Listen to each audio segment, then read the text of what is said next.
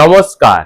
এই মুহূর্তে বড় খবর, ভারতবর্ষের অন্যান্য স্টেটগুলি অর্থাৎ অঙ্গরাজ্যগুলি বেশিরভাগই ইতিমধ্যে বায়োমেট্রিক হাজিরা বা সিগনেচার শুরু করেছেন।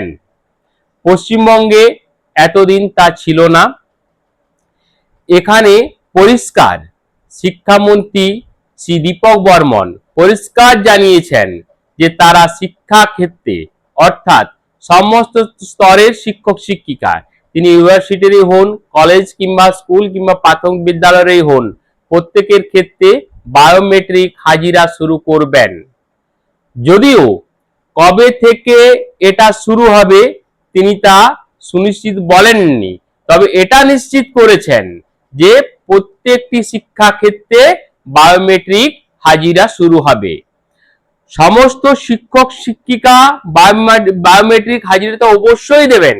সাথে এটাও শোনা যাচ্ছে যে সকল স্টুডেন্ট অর্থাৎ ছাত্রছাত্রীরা যে যেখানে পড়াশোনা করে তাদেরও হাজিরা ওই বায়োমেট্রিক হাজিরা হিসেবে পরিগণিত হবে।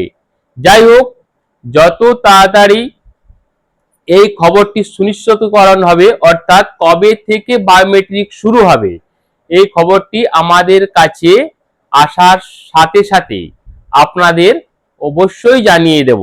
তবে আপনারা মোটামুটি প্রস্তুত থাকুন যে পশ্চিমবঙ্গের শিক্ষা ক্ষেত্রে বায়োমেট্রিক হাজিরা অবশ্যই চালু হচ্ছে, কারণ এটা শিক্ষামন্ত্রী একদম নিশ্চিত করে দিয়েছেন। যাই হোক, পরবর্তী আপডেটের জন্য অপেক্ষা করুন। আপাতত ভালো থাকুন, সুস্থ থাকুন। এখানে শেষ করছি। জয় হিন্দ, বন্দে মাতরম।